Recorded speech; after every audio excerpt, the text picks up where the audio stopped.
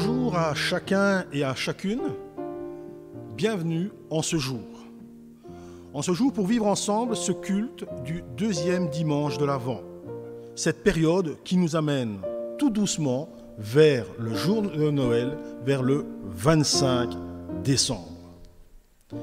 Alors ce jour où nous allons nous réjouir de la venue de Jésus dans le monde, ce jour que Dieu avait programmé dans son plan du salut.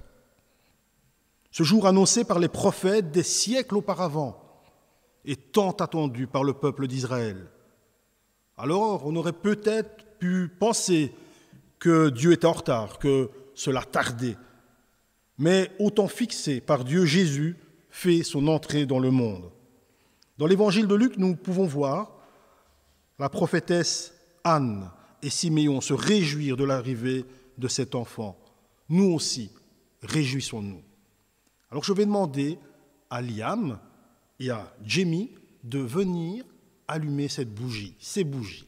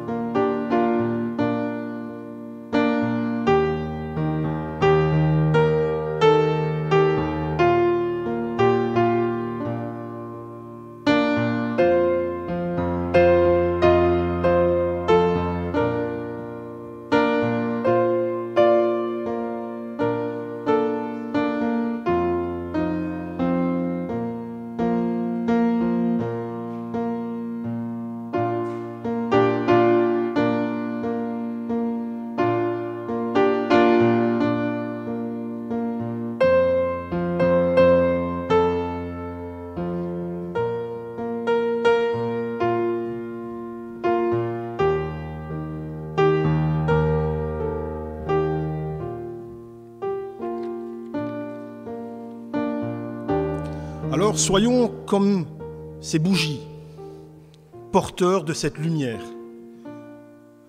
porteuse d'espoir dans ce monde et cette période qui sont particulièrement difficiles pour beaucoup d'entre nous. Même si notre flamme est petite, elle fera reculer les ténèbres. Même si, comme à l'époque de l'Ancien Testament, nous pouvons trouver le temps long, avant ce retour de Jésus, soyons certains qu'au temps fixé par Dieu, Jésus reviendra. Nous appartenons à un royaume établi de tout temps, où ni la pandémie, ni le confinement ne peuvent nous empêcher de nous réjouir de la naissance de notre Sauveur. Je vais laisser la place maintenant à l'équipe de louange. Et nous allons chanter ensemble de là où vous êtes. Vous pouvez chanter même très très faux, je ne vous entendrai pas, mais en tout cas ce matin, chantez de tout votre cœur. On y va ?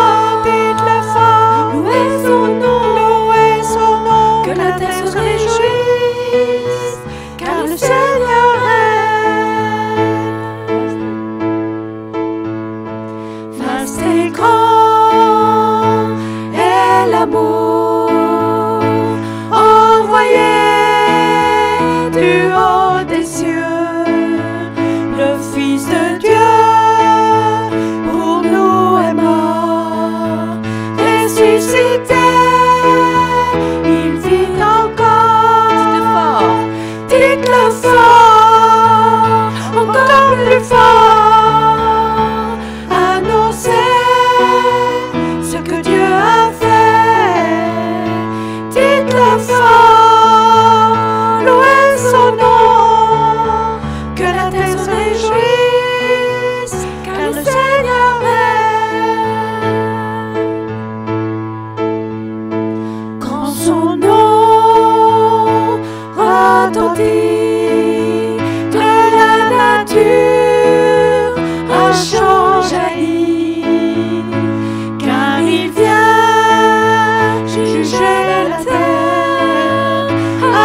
justice et vérité.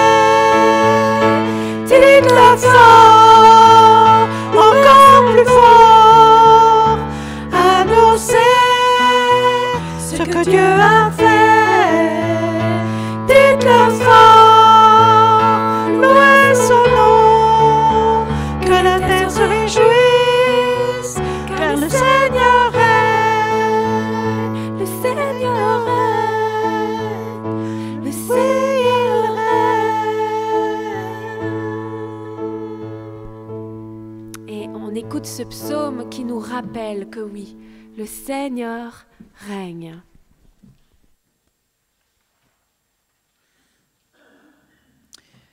Poussez des cris de joie en l'honneur de l'Éternel, habitants de toute la terre.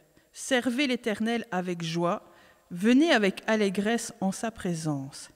Sachez que l'Éternel est Dieu. C'est lui qui nous a fait, et nous lui appartenons. Nous sommes son peuple, le troupeau dont il est le berger. Entrez dans ses portes avec reconnaissance, dans ses parvis avec des chants de louange. Célébrez-le, bénissez son nom, car l'Éternel est bon. Sa bonté dure éternellement et sa fidélité de génération en génération. C'était le psaume 100. Merci Sandra pour cette lecture. Sachez, ou dans une autre version, reconnaissez que c'est le Seigneur, eh bien qui est Dieu.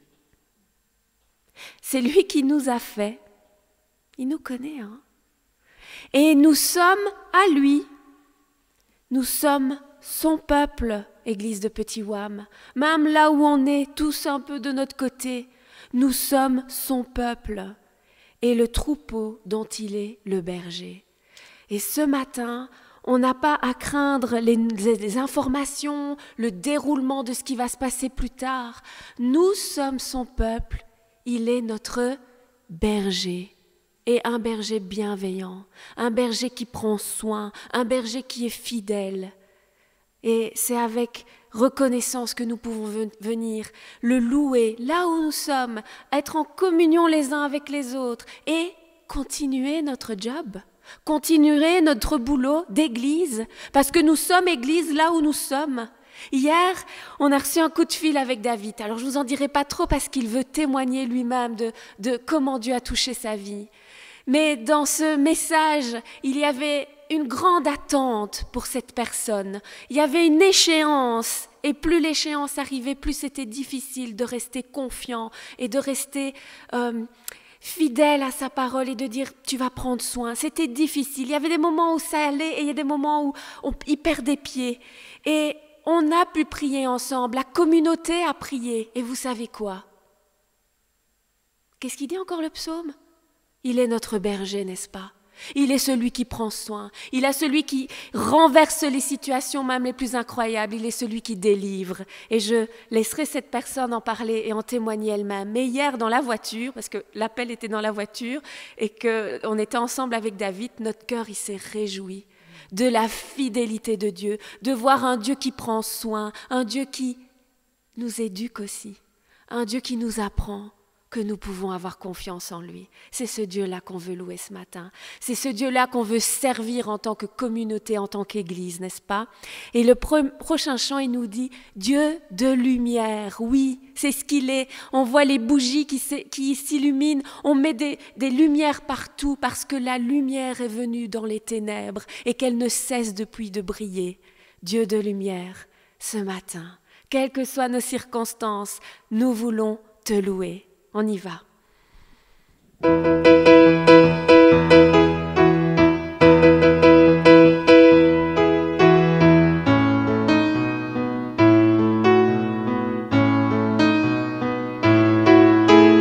Dieu de lumière, nous voulons te louer et de tout notre cœur te chanter. Tu as créé les cieux et la terre. Dieu de lumière, nous voulons t'élever et dans nos vies entières t'honorer. Tu es celui dont l'amour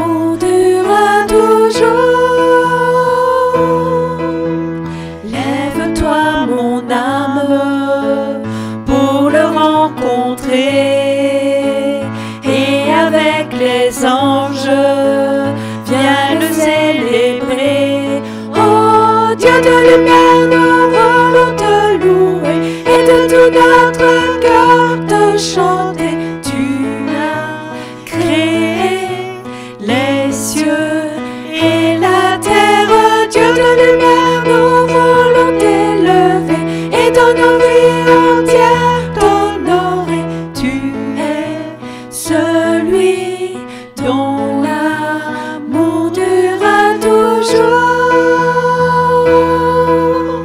Amour insondable, patience infinie, grâce incomparable qui nous rend la vie.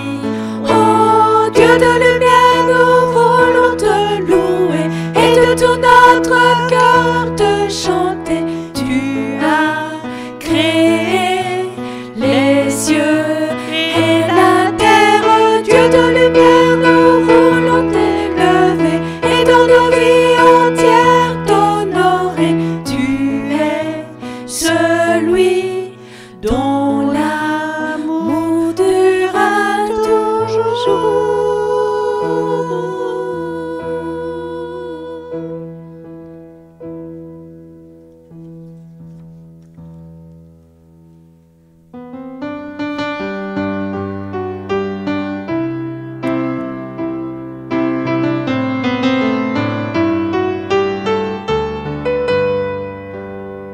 Les royaumes de ce monde passeront, mais celui de notre Dieu ne pourra chanceler. Dieu t'appelle à t'engager dans son armée. Mets tes rêves de côté, l'enjeu c'est l'éternité. Dieu construit son église, il rassemble son peuple sur la terre entière, et le monde saura que Jésus est là. Si partout nous bâtissons l'église dans l'unité.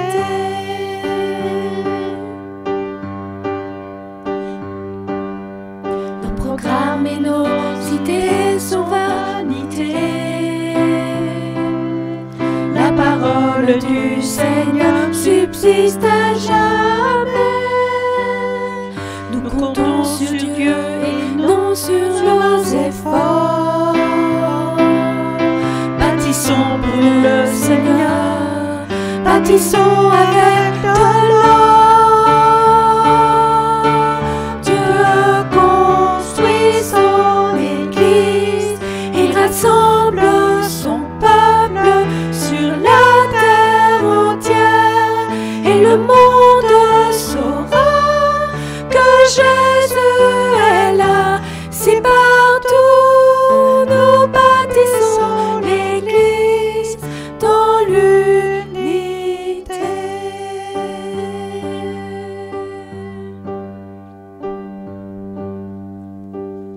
Quel programme, n'est-ce pas?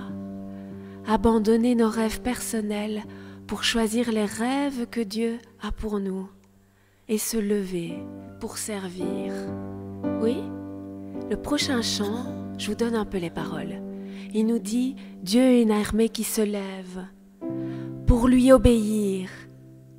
Dieu a une armée qui se lève pour le servir. » Peuple de Dieu, lève les mains, pas pour te battre, pour l'adorer. Peuple de Dieu, ouvre ta bouche, Dieu veut parler. Des paroles de paix, des paroles d'espoir, des paroles d'encouragement, des paroles qui résonnent pour l'éternité. Peuple de Dieu, lève-toi ce matin.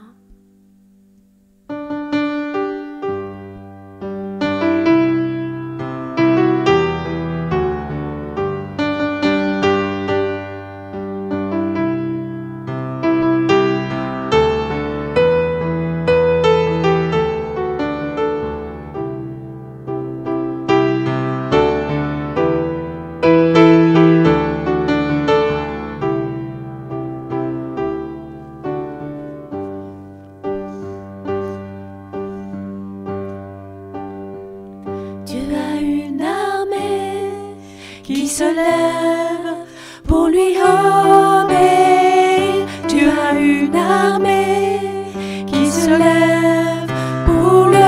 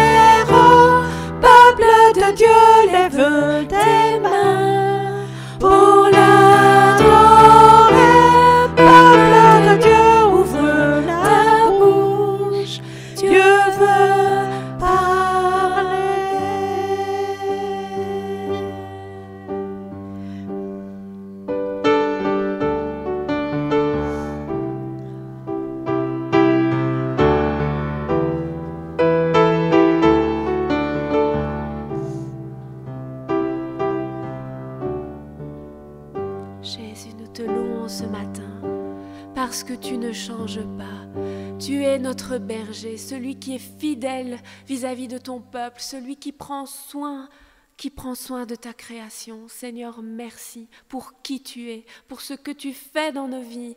Merci parce que ton peuple peut lever les yeux, peut espérer dans ce Dieu de délivrance, dans ce Dieu toujours fidèle, dans ce Dieu qui prend soin, quelles que soient les circonstances.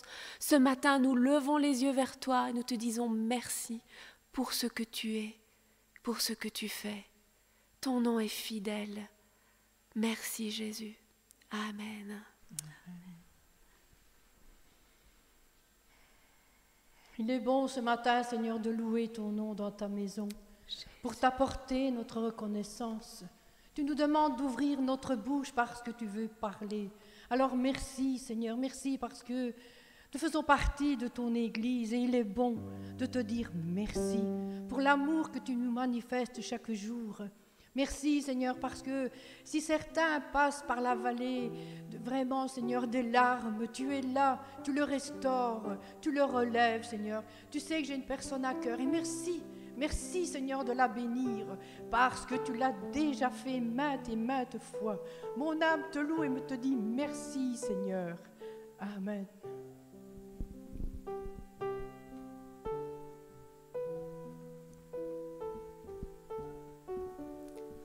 Ô Saint-Esprit, viens Seigneur allumer la flamme. Viens Seigneur souffler sur cette flamme. Qu'elle puisse briller Seigneur au milieu du peuple, au milieu de ce monde Seigneur, de cette région. Seigneur Jésus, merci. Merci pour cette lumière que tu places devant nous. Et ce matin encore Seigneur, je sais que tu vas faire connaître le chemin de la vie à chacun des nôtres. Je sais, Seigneur Jésus, que ta face est un rassasiement de joie. Et c'est dans cette joie, Seigneur, que nous nous trouvons ensemble. Merci, Seigneur, d'être présent. Merci d'être vivant dans nos vies. Amen. Seigneur Jésus, merci. Merci parce que tu es un Dieu bon, fidèle et juste envers chacun d'entre nous. Merci vraiment pour ta présence en ces lieux. Merci pour ta présence dans chacun de nos foyers, dans chacune de nos vies. Merci vraiment, Seigneur, parce que tu es tellement fidèle et juste envers chacun d'entre nous. Merci parce que tu es tellement miséricordieux, Seigneur. Merci parce que tu es le même hier, aujourd'hui et demain. Oh, merci vraiment, Seigneur. Merci parce que sans toi, nous ne sommes rien. Et merci vraiment, Seigneur, parce que c'est toi qui diriges toutes choses, Seigneur. C'est toi qui restes aux commandes de tout. Alors merci. Merci pour tout, Seigneur, d'un cœur reconnaissant, éternellement reconnaissant, au nom de Jésus. Amen.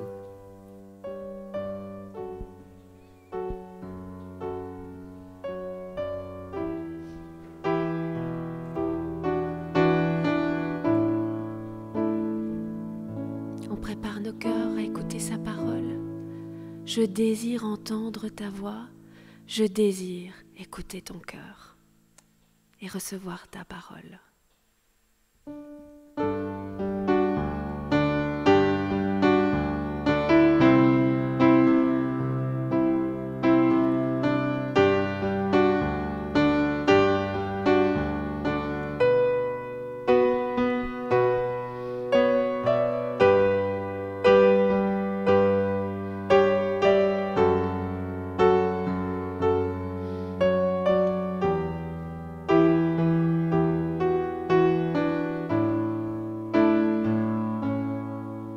Je désire entendre ta voix.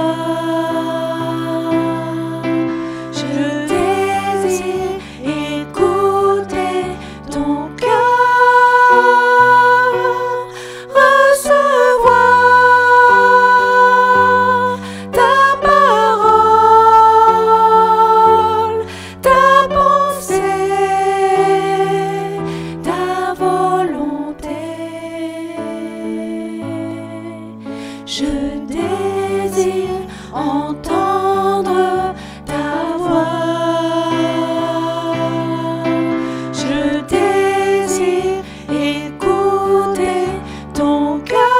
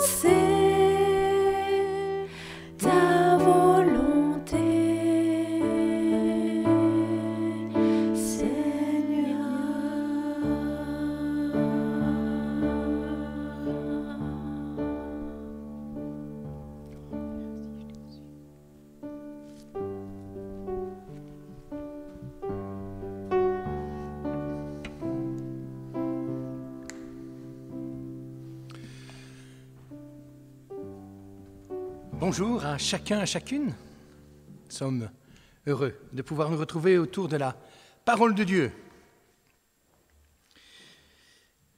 La thématique que nous abordons durant ce thème de l'Avent est Jésus avant la crèche.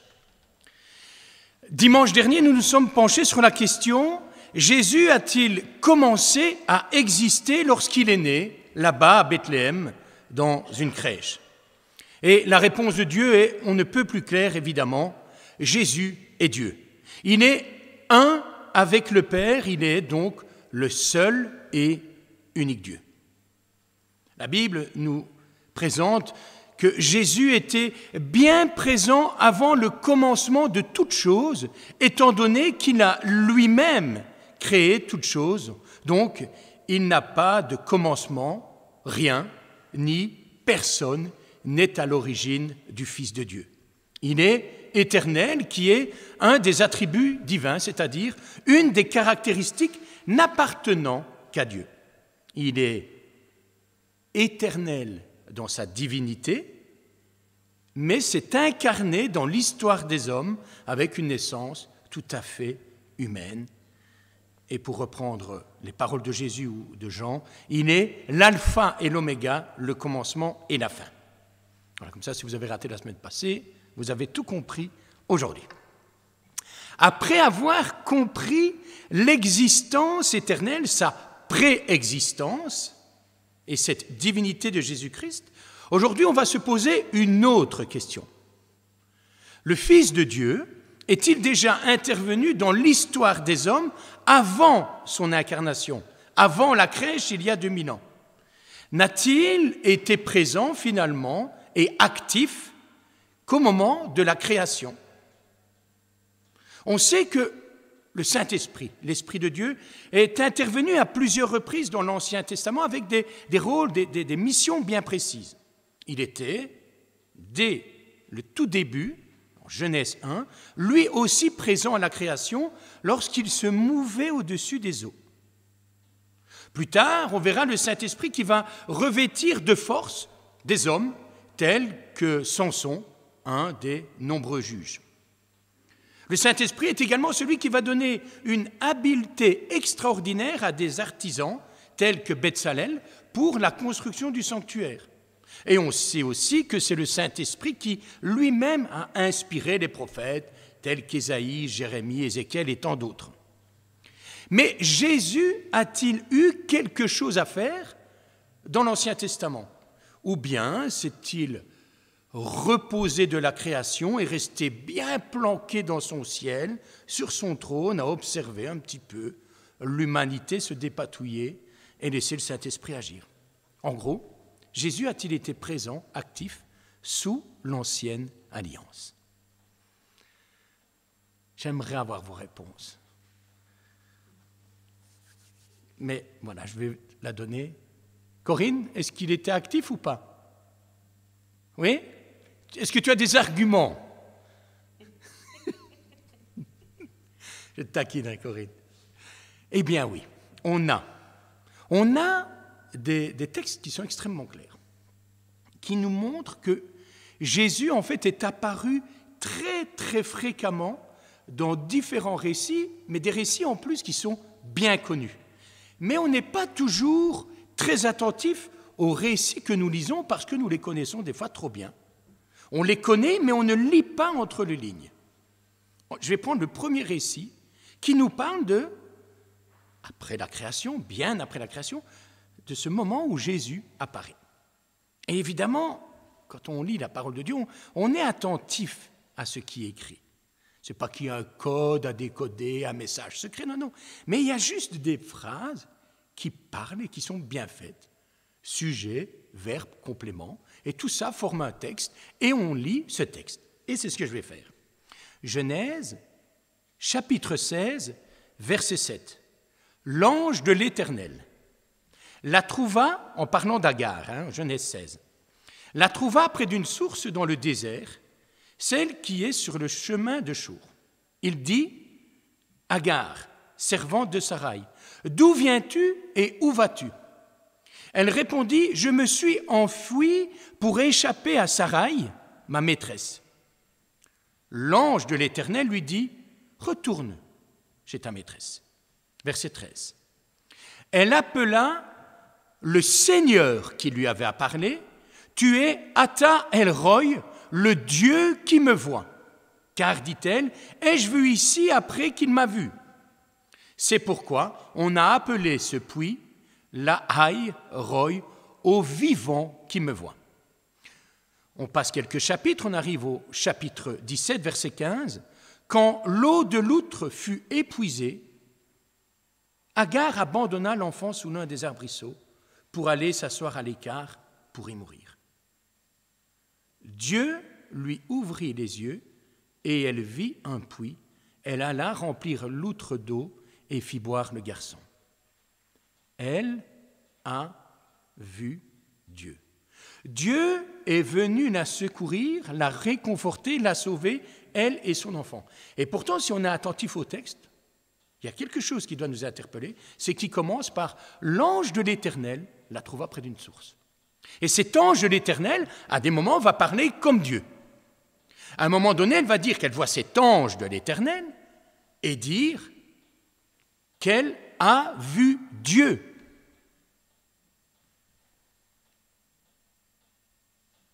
On connaît notre Bible et on sait qu'en Exode, au chapitre 33, verset 20, l'Éternel dira à Moïse, « Tu ne peux voir ma face, car l'homme ne peut me voir et vivre. » Donc, si d'un côté, l'homme ne peut pas voir la face de Dieu et vivre, comment Agar et plusieurs autres personnages bibliques disent clairement avoir vu Dieu, alors que c'est pourtant un ange qui leur apparaît. Et en plus, tous ceux qui disent avoir vu Dieu l'ont appelé Dieu, mais ne sont pas morts sur le champ. Comment comprendre cette complexité ? Dieu dira, je parle avec lui face à face et en me révélant clairement et non en énigme, Nombre 12, 8. Et en fait, là, il y a quelque chose qui est très clair, mais qui malheureusement, à cause des traductions que nous avons en français, pas toutes, mais on est un petit peu perturbé par cette traduction de l'ange de l'Éternel. En hébreu, Malach Adonai, Malach Yahvé. Et Malach est traduit dans nos Bibles par ange. Mais nous savons très bien en tant que chrétiens, et on a une christologie bien faite, que Jésus n'est pas un ange, qu'il est Dieu. Un ange est une création. Mais le terme Malach, en fait, nous, est traduit par le grec qui l'aura traduit ainsi par angelos, qu'on a latinisé et puis francisé en étant ange. Mais au départ, le Malach, c'est simplement le messager. On connaît tous le prophète Malachi, ou Malachi, si on le dit en belge. Malachi, ça veut dire « mon messager ». Et Malach Adonai signifie simplement le messager de l'Éternel, celui que Dieu envoie. Et non pas un ange qui a été créé, qui a une mission particulière, comme Gabriel ou d'autres. Donc en fait, lorsque l'on parle de ce messager de l'Éternel, ce Malach Adonai, eh bien c'est simplement le Fils de Dieu, Christ avant la crèche, qui apparaît. C'est impressionnant de voir que dans le Nouveau Testament, quelques siècles plus tard, celui qui a été envoyé viendra lui aussi près d'un puits, rencontrer là également une étrangère au peuple de l'Alliance, c'est-à-dire là une Samaritaine, pour lui donner l'eau vive. On connaît ce récit de Jésus et de la Samaritaine, qui est un parallèle clair et net entre cette rencontre entre le messager de l'Éternel et Agar. Là, on voit qu'avec Agar, c'est Dieu qui s'est présenté à elle. Et c'est ainsi que nous pouvons comprendre que l'Éternel s'est manifesté à plusieurs reprises sous les traits de ce messager de l'Éternel, de cet ange de l'Éternel, comme on l'a dans nos traductions, ou pour être plus précis, le messager de l'Éternel, qui est mentionné plus de 50 fois dans l'Ancien Testament. 56 références pour être exact. Donc, l'interprétation chrétienne traditionnelle voit dans ce messager de l'Éternel une manifestation évidente de la deuxième personne de la Trinité. Ce n'est pas Dieu le Père qui se présente, c'est Dieu le Fils. Ensuite, on retrouve un autre récit que nous connaissons bien, où cet ange de l'Éternel va là rencontrer Abraham.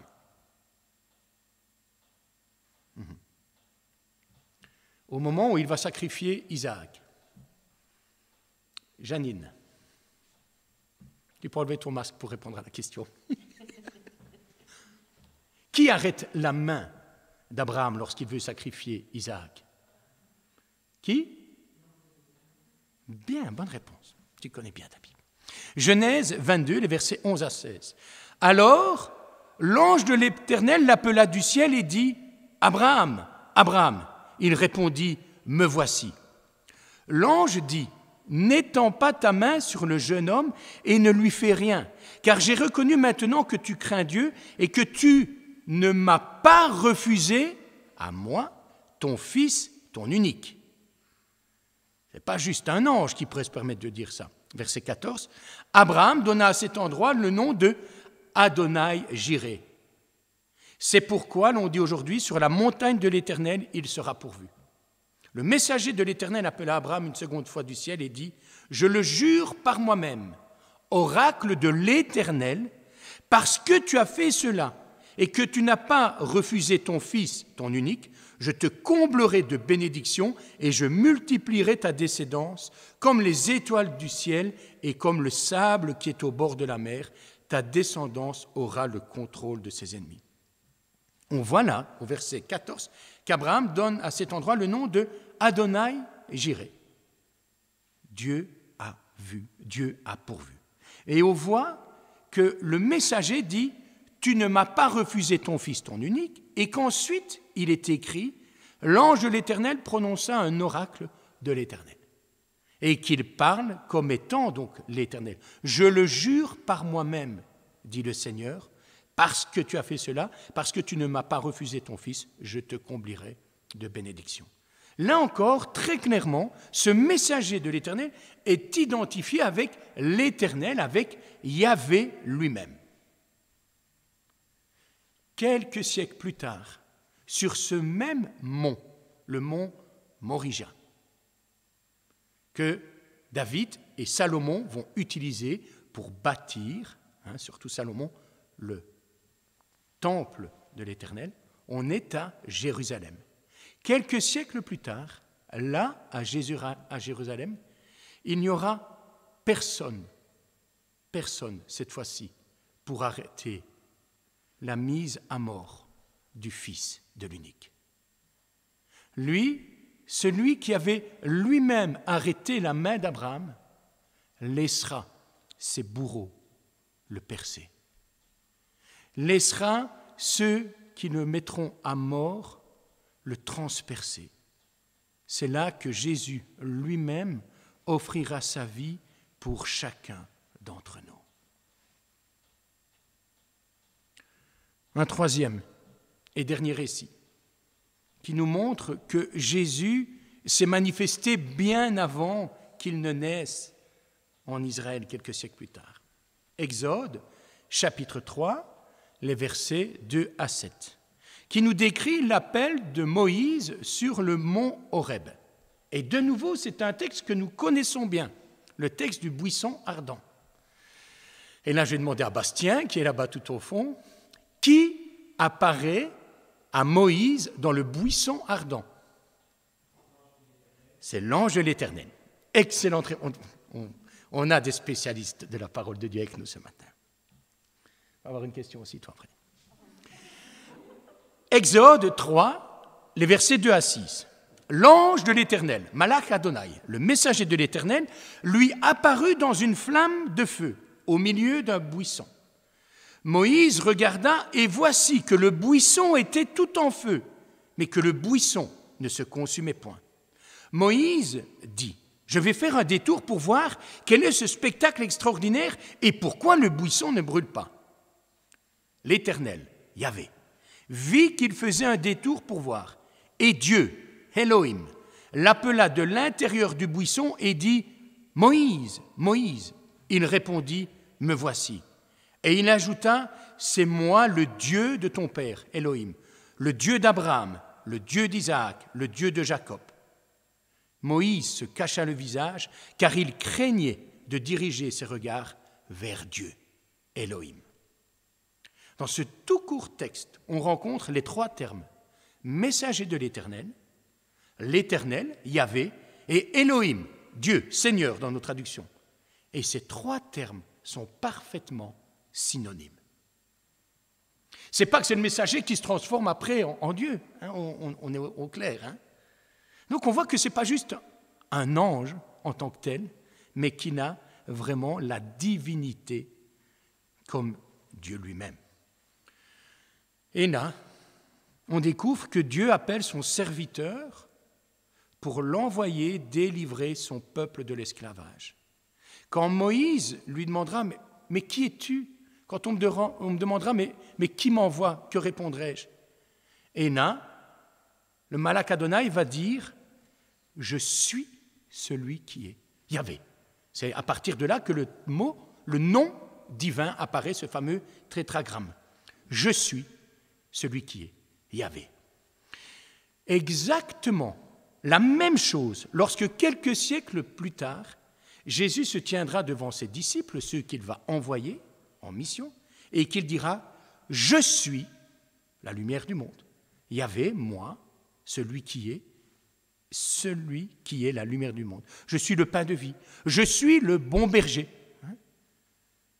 On connaît tous le psaume 23, et Jésus dira « Je suis le bon berger. Je suis la résurrection et la vie. Je suis, moi, je suis Yahvé, celui qui est, qui était et qui vient. » Donc on voit que là encore très clairement, devant Moïse, ce n'est pas juste un ange qui apparaît, c'est Dieu lui-même qui apparaît sous les traits de cette flamme, hein, une théophanie comme on dira, et Jésus-Christ est là. Et pour faire court, c'est lui qui sera auprès de Jacob quand ils vont lutter. C'est lui qui se présentera à Josué avant d'attaquer. C'est lui, ce messager de l'Éternel, qui se présentera à Balaam, à Manoah, le père de Samson. Il est aussi celui qui veille. On connaît tous ce verset. L'ange de l'Éternel campe auprès de ceux qui le craignent. Et on pense qu'on a tous un petit ange autour de nous. Un petit chérubin avec des ailes. Voilà. Non, l'ange de l'Éternel, c'est Jésus qui est parmi nous, tout simplement. Alors, pour résumer un petit peu ce concept de messager de l'Éternel, eh bien, il est clair que c'est vraiment le Seigneur Jésus-Christ qui apparaît dans l'Ancienne Alliance avant son incarnation. Lorsqu'on étudie un peu plus attentivement ces récits qui parlent de lui, eh bien, ça met en évidence qu'il est Dieu, qu'il est cette seconde personne de la Trinité, Dieu le Père, Dieu le Fils et Dieu le Saint-Esprit. L'Écriture nous montre d'abord qu'il est Dieu. Lorsqu'il apparaît à Agar, elle reconnaît qu'elle se trouve en présence de Dieu et elle lui dira « Tu es le Dieu qui te révèle ». Quand le messager s'adresse à Abraham sur le mont Moria, il s'identifie lui-même avec l'Éternel, avec Yahvé. Quand Jacob luttera avec l'ange, c'est en fait avec Dieu lui-même qu'il combattra. Et Jacob entendra aussi que ce messager se présente lui-même comme le Dieu de Béthel. Quand il va bénir Joseph, Jacob, qui est devenu désormais Israël, se sert sans distinction des noms de Dieu ou de messager. Au buisson ardent, c'est l'ange, le messager de l'Éternel qui apparaît. Et pourtant, Moïse cache sa face car il craignait de regarder Dieu. L'Éternel qui précédait Israël dans une colonne de nuée ne diffère pas de ce messager de l'Éternel qui était là. Gédéon, qui craignait de mourir parce qu'il avait vu le messager de l'Éternel, savait qu'il avait vu Dieu.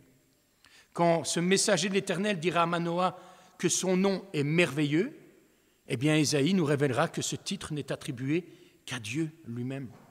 Autant de preuves convaincantes qu'à chaque fois qu'il est question du messager de l'ange de l'Éternel dans l'Ancien Testament, c'est en référence à Dieu le Fils, Jésus avant la crèche. Cette seconde personne, Dieu le Fils, est le Dieu visible dans le Nouveau Testament. Colossiens 1,15 ou Jean 1,18. Il est venu sur terre comme l'humble Jésus de Nazareth, alors que le monde fut fait par lui et que ce monde ne l'a pas connu. Mais à ceux qui l'ont reçu, il leur a donné le droit d'être enfants de Dieu. Ce fameux ange de l'Éternel, dans l'Ancien Testament, n'apparaîtra plus jamais après que Jésus est né dans la crèche. Il n'y a plus aucune apparition de cet ange, de ce messager de l'Éternel dans le Nouveau Testament, parce qu'il s'est tout simplement incarné.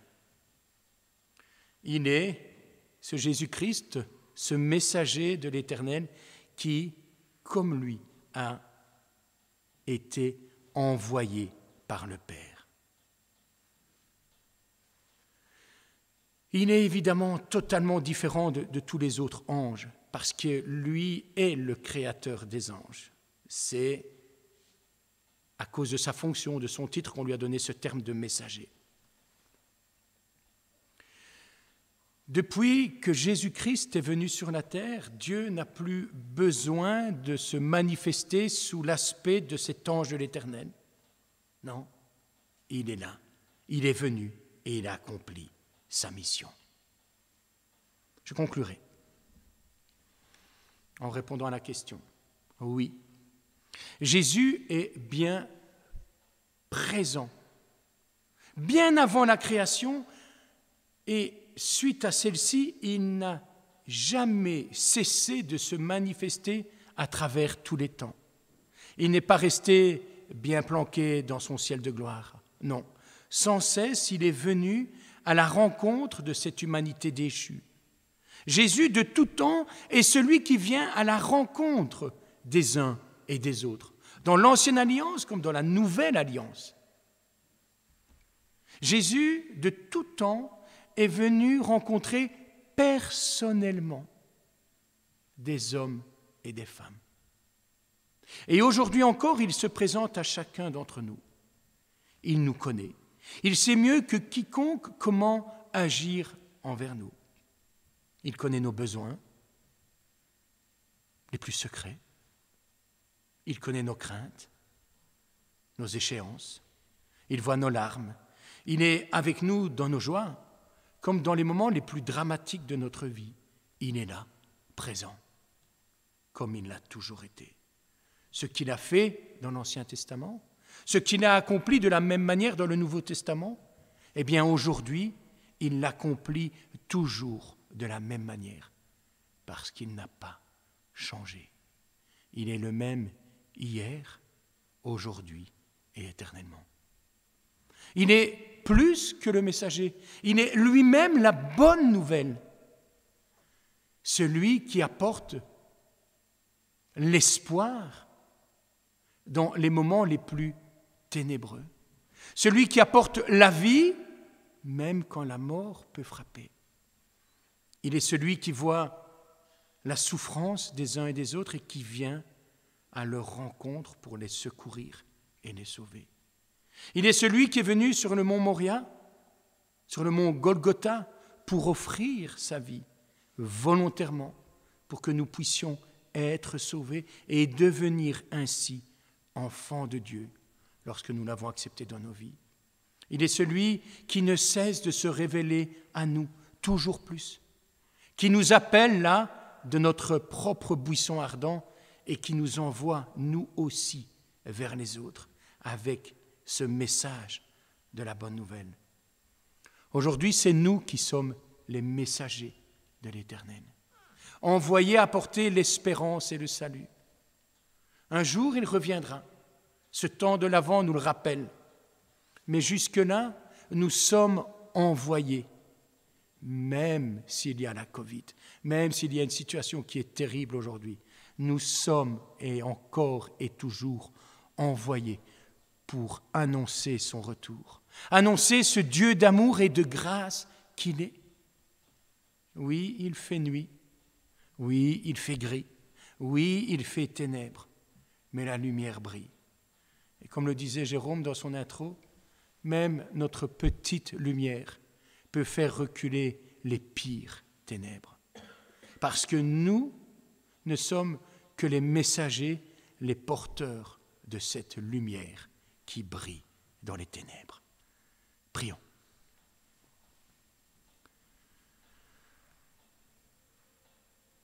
Seigneur, nous te bénissons pour ta parole qui nous rappelle, qui nous apprend, qui nous révèle qui tu es. Tu es ce Jésus, ce Fils de Dieu qui a créé ce monde et qui, sans cesse, est venu à la rencontre d'hommes et de femmes. Tu t'es pas juste occupé de créer un monde, non, tu es venu rencontrer des hommes et des femmes tels que nous. Et aujourd'hui encore, tu es capable, désireux de venir à notre rencontre. Donne-nous d'être assez sensibles et assez réceptifs à ta présence. Merci parce que tu n'as pas changé. Tu ne t'es pas altéré avec le temps, mais tu demeures ce Dieu tout-puissant et au contrôle. Ce Dieu qui est capable de tout, ce Dieu à qui rien n'est impossible. Tu n'as pas changé. Et nous te bénissons pour ça. En ces temps de préparation Noël, nous voulons nous rappeler que tu es venu dans ce monde, que toi qui as créé ce monde, tu as pris notre condition, tu t'es fait homme, semblable à nous. Tu as vécu notre vie, tu connais, tu sais ce que nous vivons et nous traversons parce que tu l'as toi-même vécu. Seigneur, merci d'être ce Dieu tout-puissant qui a vaincu la mort, le péché, tout, l'ennemi de nos âmes, tout, tu es victorieux. Et aujourd'hui, nous voulons simplement nous rappeler que tu n'as pas changé, que ce Dieu de victoire vit en nous, vit avec nous, vit pour nous. Seigneur, merci pour qui tu es. Merci pour ta présence dans nos vies. Amen. C'est le temps des annonces et j'inviterai Jérôme.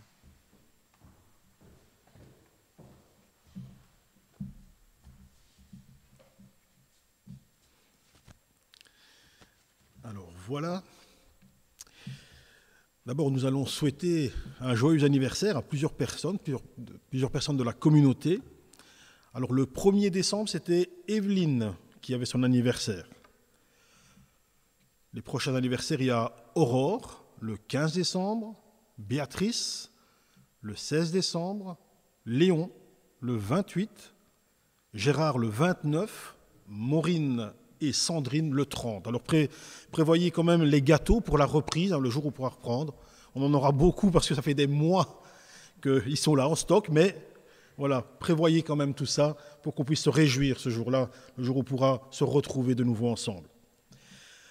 Alors, le jeudi, comme d'habitude, nous avons notre étude biblique à 19h via Zoom. Donc, si vous voulez nous rejoindre, vous pouvez contacter David pour avoir le lien pour nous rejoindre. Donc, c'est de 19h à 20h, suivi d'un moment de prière. Alors, c'est réjouissant d'entendre ce que Florence nous a dit, parce que dans ces moments de prière, nous prions évidemment pour la communauté aussi, et d'entendre que certaines personnes, voilà, ont dans leur vie des réjouissances, gagnent des combats, mais c'est vraiment aussi quelque chose qui est vraiment réjouissant à nos cœurs. Alors, si vous voulez nous rejoindre les dimanches pour participer au culte, que ce soit pour lire un psaume, la prière d'intercession, les annonces, ou pour les enfants, pour les bougies, n'hésitez pas à contacter Florence ou David pour venir nous rejoindre.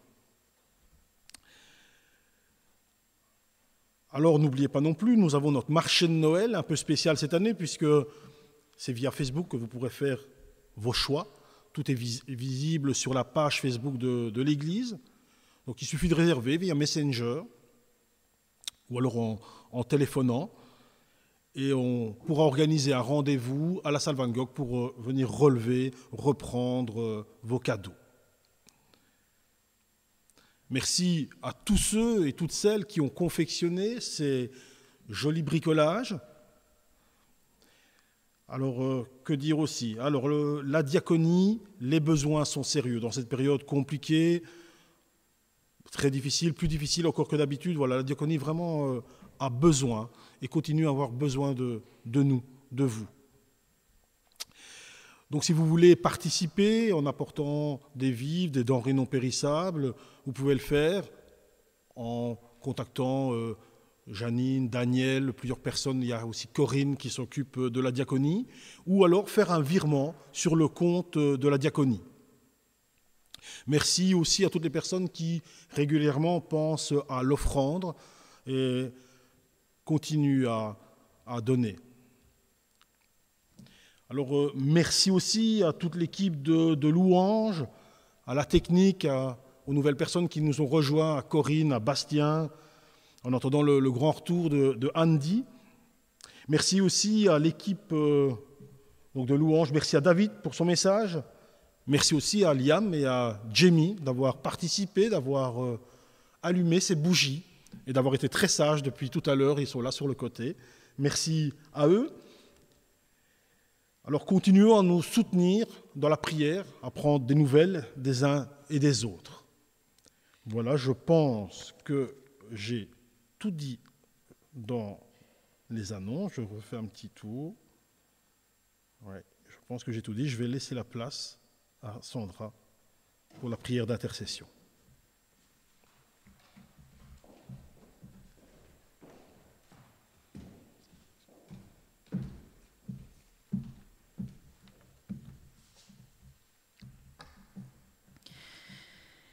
Merci Seigneur pour qui tu es.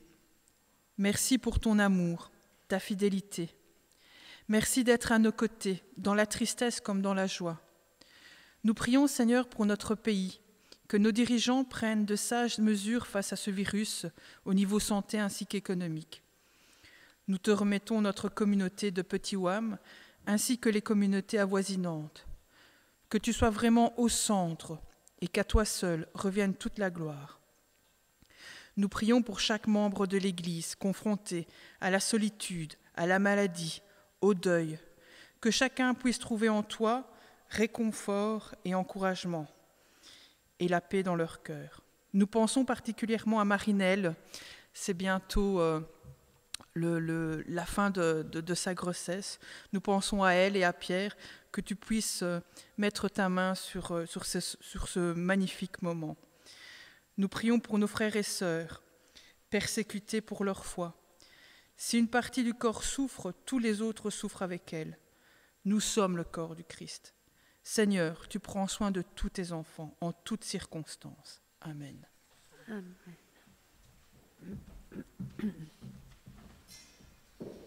Merci Sandra, merci Jérôme. C'était super de vous avoir avec nous. La prochaine fois, n'hésitez pas à prendre vos deux grands aussi. C'est le moment de recevoir la bénédiction de notre Dieu. Jésus-Christ est le même hier, aujourd'hui et éternellement. Que notre espérance ne s'éteigne jamais, ni dans nos cœurs, ni dans nos espoirs, ni dans ce que nous faisons. Que nous puissions être ces messagers de l'Éternel qui allons annoncer cette bonne nouvelle de l'Évangile. Et Jésus nous aime, il nous a sauvés et nous invite à attendre son retour. Amen.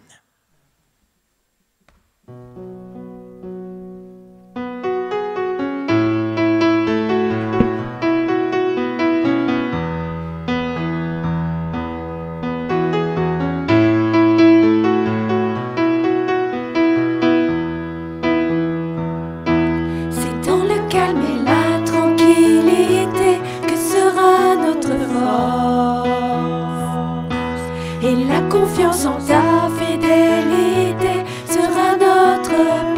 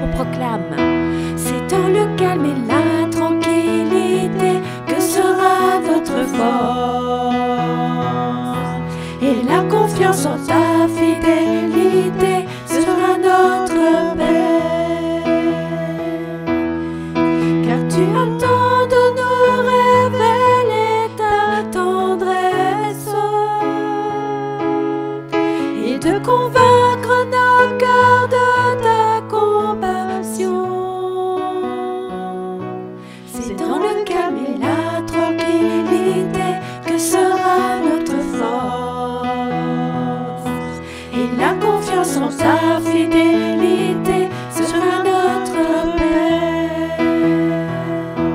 C'est dans le calme et la tranquillité que sera votre force. Et la confiance en ta fidélité sera notre paix. Un bon dimanche à chacun et surtout un bon poulet. Salut à tous.